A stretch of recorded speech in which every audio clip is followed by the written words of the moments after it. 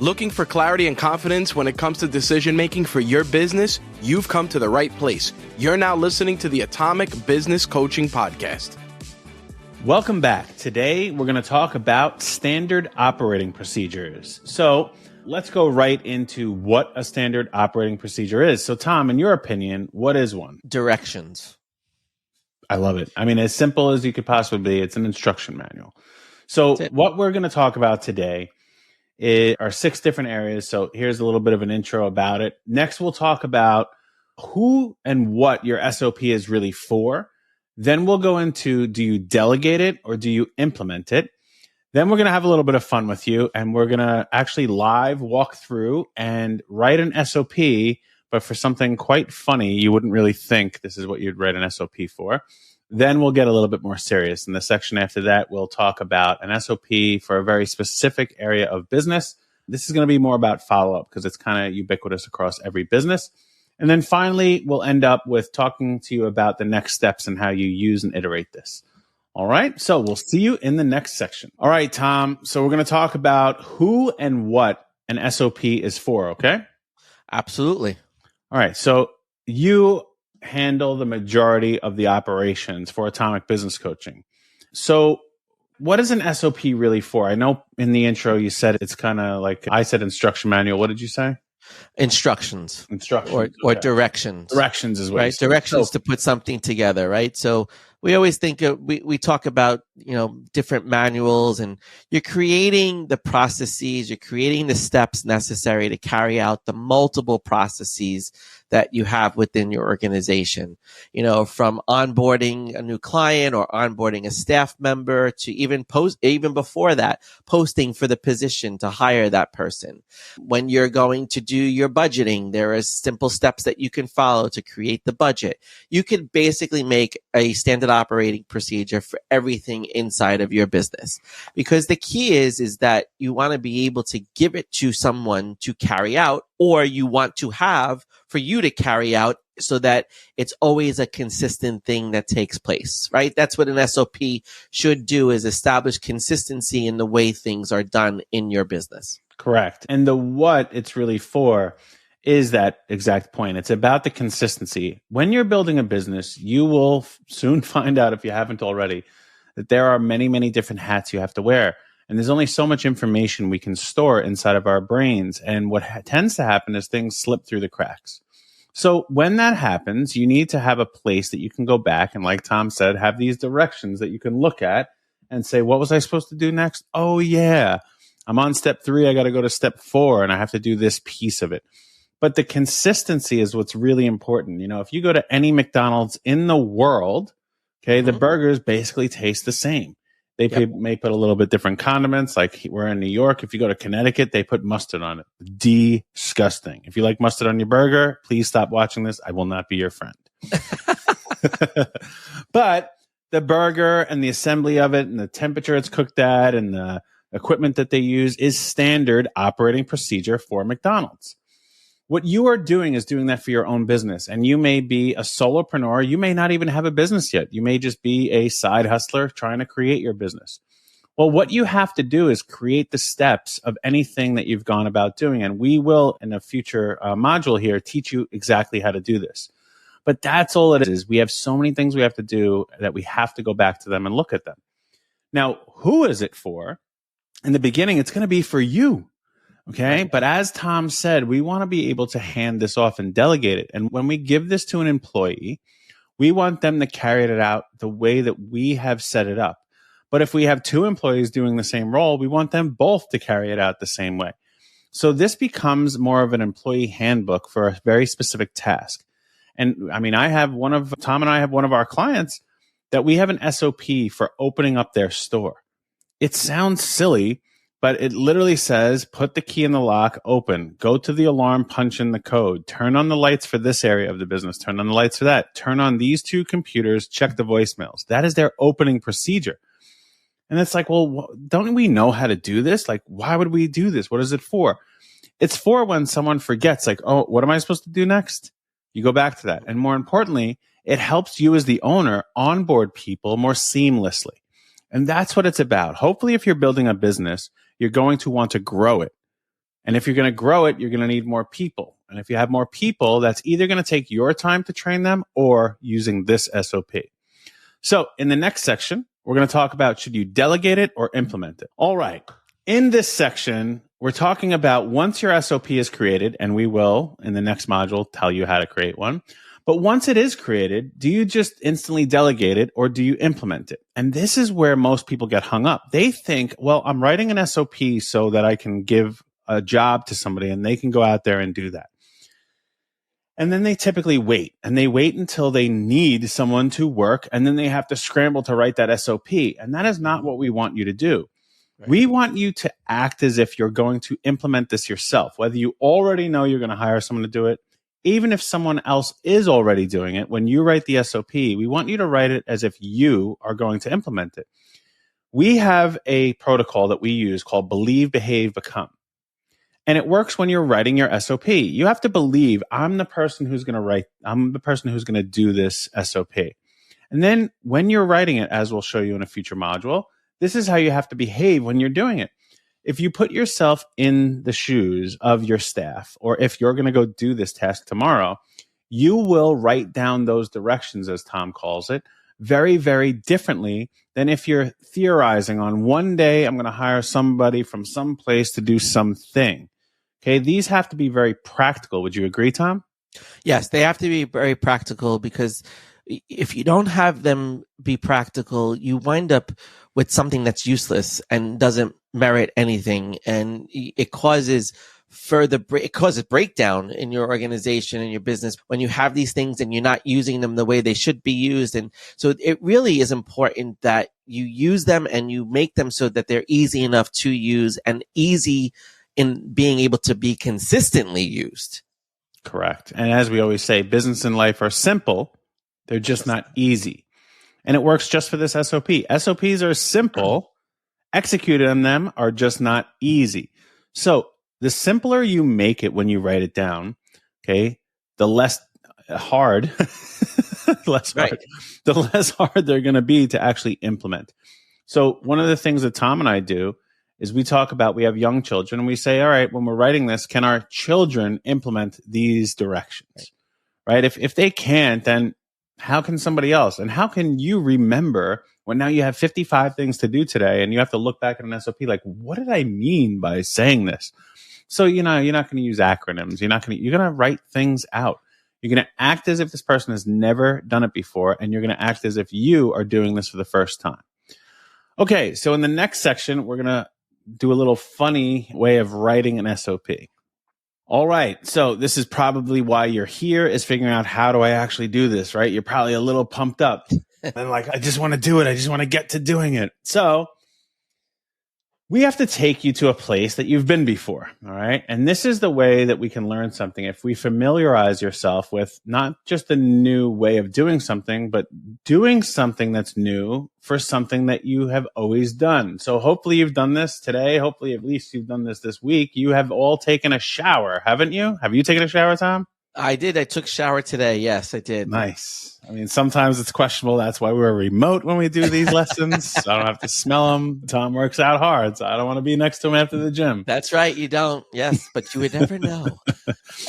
All right. So I know this is silly, right? We're going to write an SOP for a shower. I know how to take a shower, but this is an exercise so you can understand how both simple and difficult it is to write an SOP. Mm-hmm. All right, so Tom, we're going to go through this live. Our editors, hopefully they'll be putting up some of the steps along here with us. So let's start with taking a shower, Tom. So what's step number 1? Walk into the bathroom.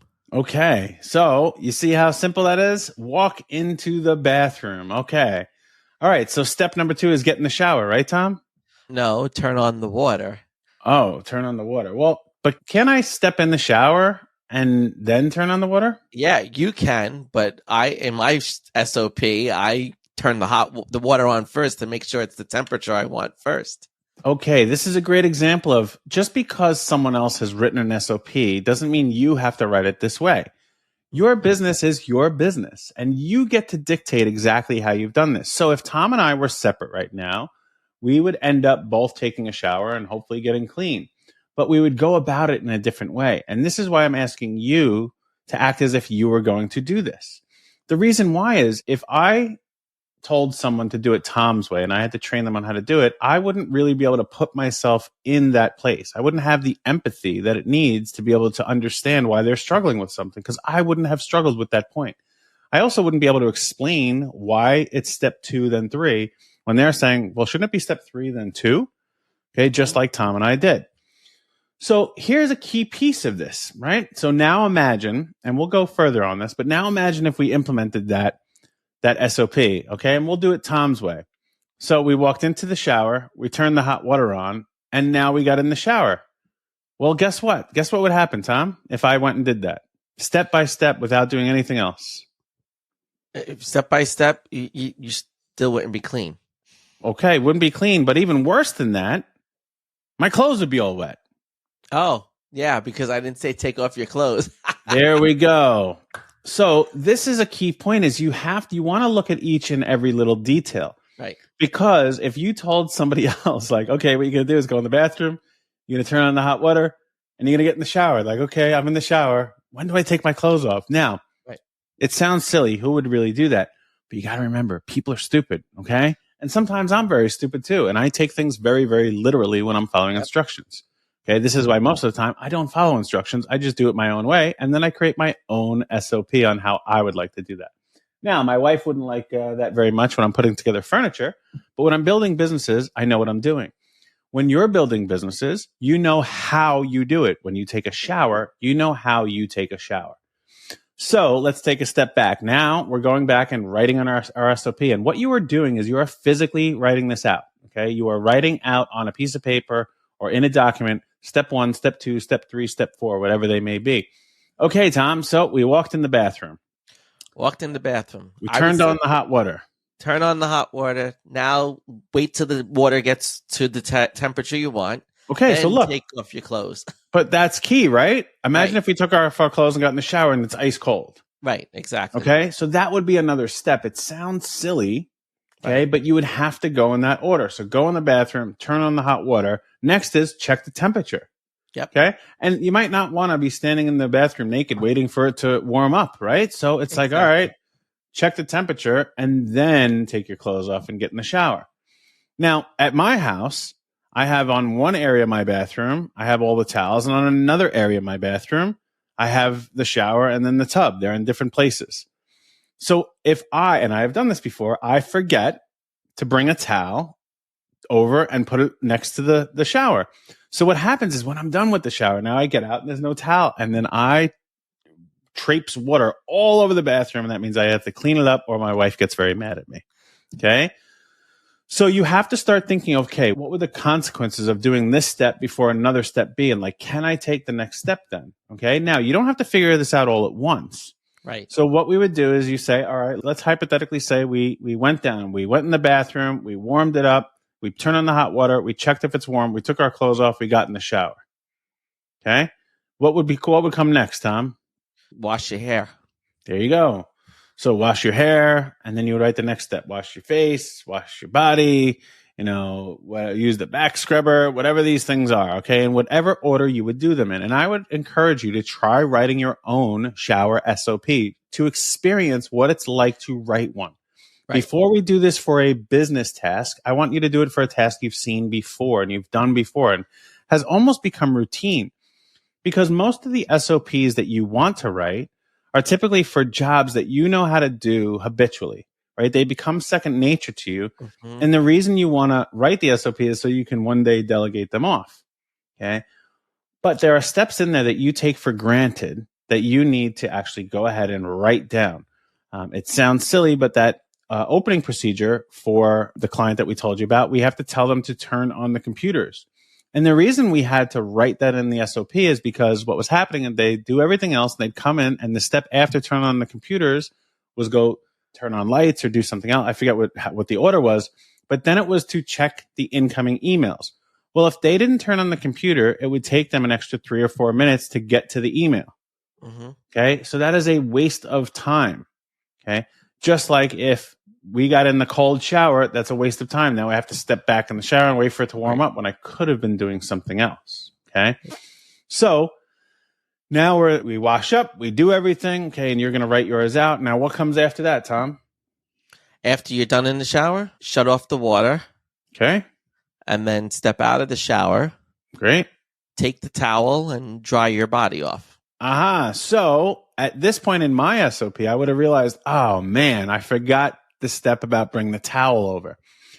So you're totally fine if you have step 1 through 5 already written out and you realize, well, the towel needs to either be step 2 or 3. You can move it into 2 or 3 and then change the order. Right. That's the purpose of writing this out. So you can really logistically see, okay, what needs to go in what order and at what time and to accomplish what goal. Okay. So now we're like, okay, we go back, we fix it, we get out of the shower, and now the towel is right next to me and I can actually dry off. Okay. And then what would be the next step after that, Tom? After you dry off, put your underwear on. Okay. So at that point, are we done with the shower SOP? Yes. Now we're on to the dressing SOP. Perfect. So post shower. Great. So what we want to make sure that you do is understand the SOP that you're writing isn't the entire task. It's part of a task. Mm-hmm. Okay. So you want to carve out like, okay, here's how you take the shower. Okay. If for me, okay, in my house, I do put the warm water on first. So I have an Insta heater that's 2 floors away from where my shower is, and it takes 2 minutes to warm up. So the first thing I do, I go into the bathroom and turn the shower on first. Okay, that's the very first thing I do. And then I go and I brush my teeth and do something else. By the time I'm done with that, then I start my SOP for my shower. Okay.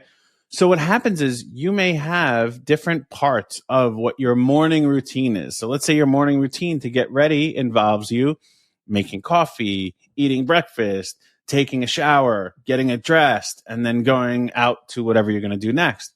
So that's your morning routine as one long task that you're going to do. And there might be 4 or 5 SOPs built into that. Mm-hmm. Okay. Make sense, Tom? That makes a ton of sense. And I think one of the things too is remember to be somewhat flexible with yourself while writing this procedure. These are not things that are finite.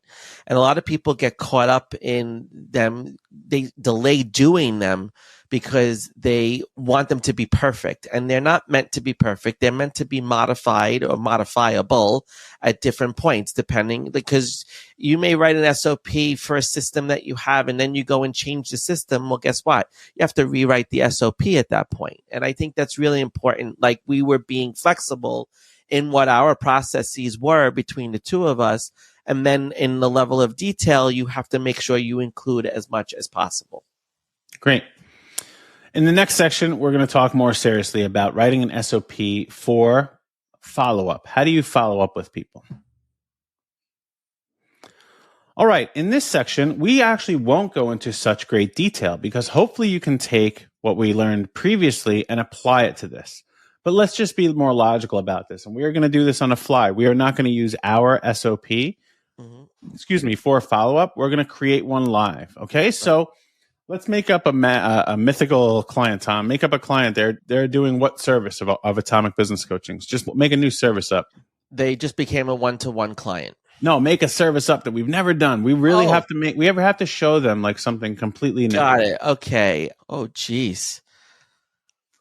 Ooh, that's a tough one. Make something up. What's a service? All right. Phone call coaching. Phone call coaching. All right, cool. Good. Okay, so now we're going to write an SOP for how we would follow up with someone that we've identified as good for phone call coaching, okay? So, and let's say that we met them in person, okay, Tom? So we did not meet them on social media, okay? We met them on person. Okay. So what would the first thing in the SOP be if we're going to follow up with them? Well, make sure you have their information. Correct. Okay. So if you don't have their information from a previous SOP, okay, you can't start this one. Literally today, Tom and I were going over with our assistant a new SOP, and inside of it, it says, well, if this one wasn't done, this new SOP will not be able to run through its facilitation. Right. So yes, first we need to find all the contact information. So that would be step number 1, find the contact info. Now, For us, we have a CRM. For you, you may store it in your phone. It may be in an email that they sent. You may have a business card that you collected. It does not matter. There's no right or wrong way to do this. Okay. It's what your way is. So step number 1, find the information. Great. What would step number 2 be, Tom? Decide if you're going to text or make the phone call. Great. So you, as writing this SOP, get to determine how you want to do that. So if you want to only call people, you would say, okay, pick up the phone and dial their phone number. If you only want to text people, you would say, take out your cell phone and text them. If you want to email them, you would say that. Now, what you can do in an SOP is have these branches that come off of it. So you could say contact client, and below that, maybe that's step 2, right? So it's find the information. Contact the client would be step 2. Well, in step 2, you could have A, B, or C, and it could say choose one of the following 3: text them, call them, or email them. It's very, very simple. Okay. So if we're going to call them as step 2, we missed an entire step.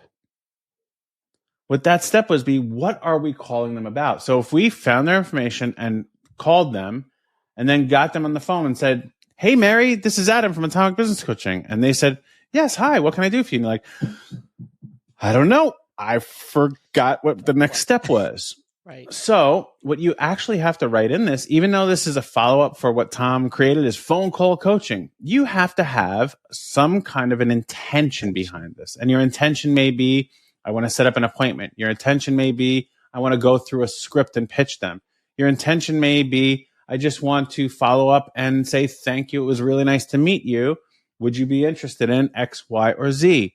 But you have to have that intention before you pick up the phone. Okay. Before you text somebody, before you email them, you need to understand, here's the part of the follow-up that I need. So now that means we know the intention. Mm-hmm. Okay. For someone new, we may want to put in there step 3 is to review the script, review the template, review the whatever it is. Right. Then step 4 would be contact that person. Okay. Now, in the contact that person, you would have to have alternates. So there's different branches. So if you contacted them and let's say it's a phone call, and they answered the phone, you're going to do the script. And your intention, let's say, was to set up an appointment. How are you going to set up that appointment? How would you do it, Tom? We can look at your calendar. Okay. So if you got to ask SOP, first if we'd like to meet with you.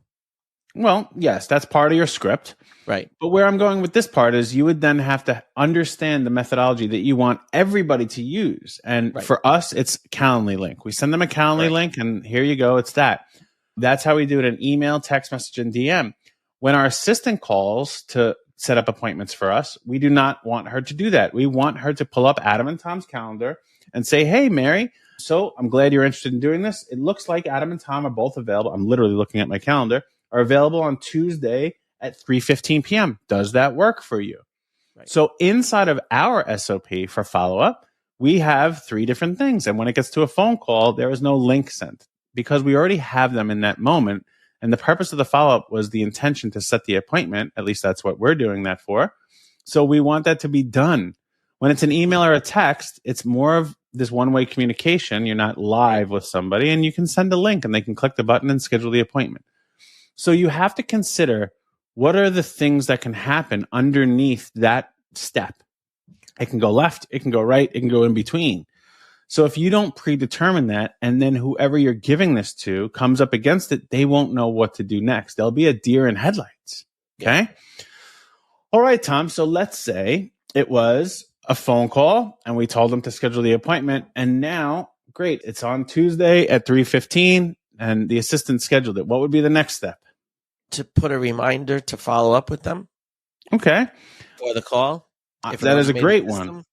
Yes. I would always make sure that I'm sending that communication to the client. Right. So I would do that by calendar invite if it was a Zoom meeting, or I would do it by calendar invite if it was any meeting, any appointment. Right. We're meeting at this coffee shop. We're having a phone call and here's the phone number and I'm going to call you or you're going to call me. We're meeting on the Zoom and here's the link. So you'd want to send out that calendar invite. Okay. Then I would go to the confirmation sequence. Okay. Got it. Mm-hmm. Okay. So at that confirmation sequence, you can have alternates too. Okay. It could be text message, phone call, email, all these different things. And what you're doing is, just as Tom explained earlier on in the intro, is these are directions. Okay. But when you're going through a procedure, there are things that can take place. Okay. Right. And in the next section, we will talk about how to deal with that as well.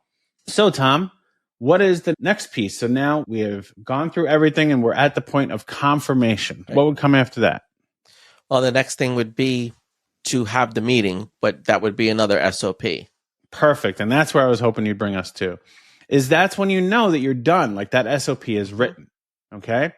So in the next section, we're going to talk about what are the next steps. Okay. So hopefully so far you're seeing this is very simple. Okay. But it's not easy. And that is our whole philosophy in business and life.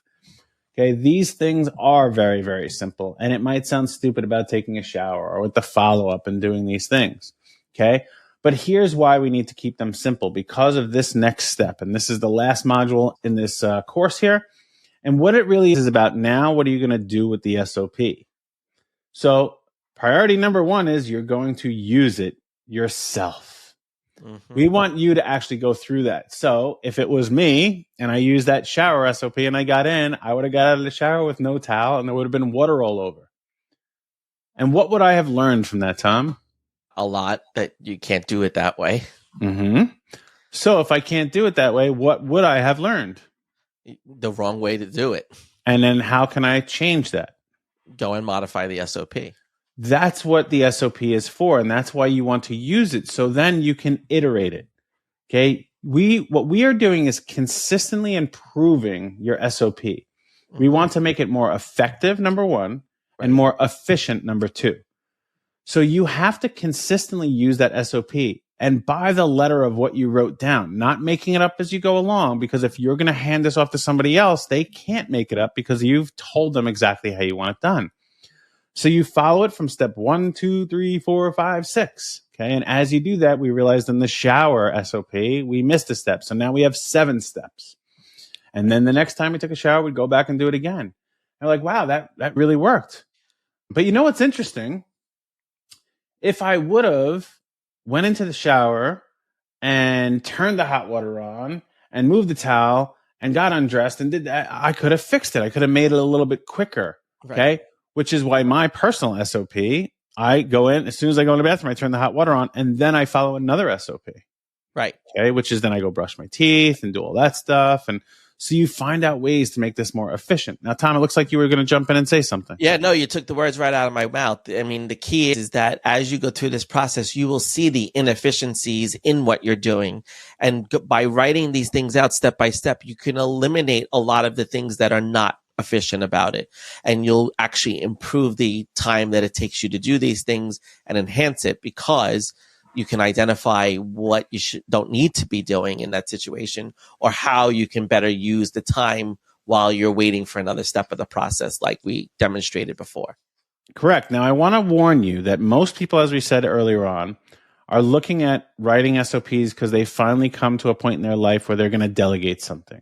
Correct. We don't want you to wait for that. But we also, as you are writing the SOP, hopefully now all the time when you have something you have to do, and then you are using it, we don't want you to make it efficient just to make it shorter time frame. Mm-hmm. It's more important to make it effective. I would rather you take twice as long and have it 10 times as more effective than take half as much time and it work the same as it did before. So number 1 priority is use it. Number 2 is iterate it.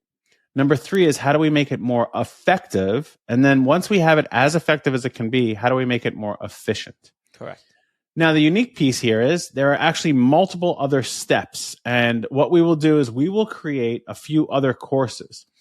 And what those courses will be about is once you have the SOP and you're using it and you're iterating it, and you've got it to the point where, okay, this works. What comes after that? Well, after that is the systems. Even before you're really iterating it, you're going to include the systems. And then we're going to talk about how do you create a job description?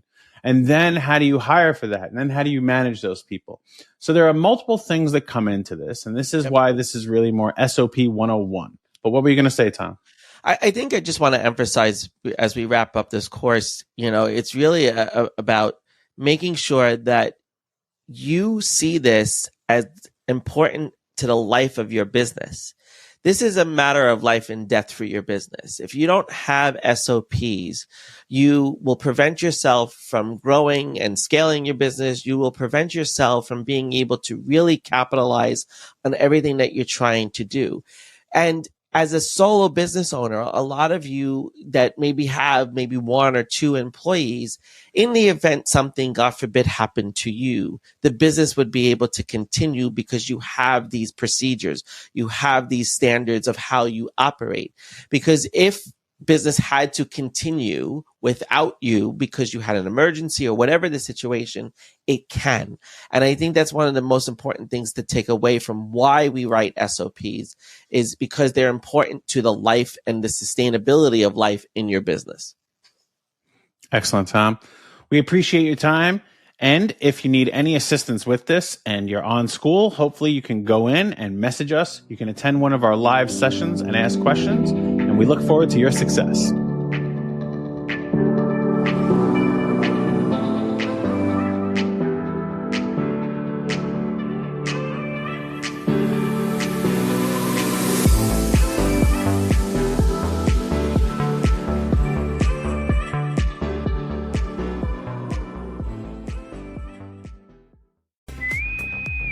Attention all Starfleet personnel. New York's only fan-run Star Trek convention, Trek Long Island, is back this summer. Get ready for 3 days of sci-fi fun celebrating your favorite franchise in the Empire State. Meet the stars from Trek shows spanning different eras, including Melissa Navia and Yetidi Padaki from Strange New Worlds, Gabrielle Ruiz from Lower Decks, Armin Shimmerman, Chase Masterson, J.G. Hertzler, and Kitty Swink from DS9, Ethan Phillips from Voyager, Janet Kidder, Tara Rosling, Conrad Coates, and Elias Defexis from Discovery, and many more, including celebrities who haven't been at a Star Trek convention in years, like Clyde Kasatsu, Natalia Nogalich, and Daphne Ashbrook.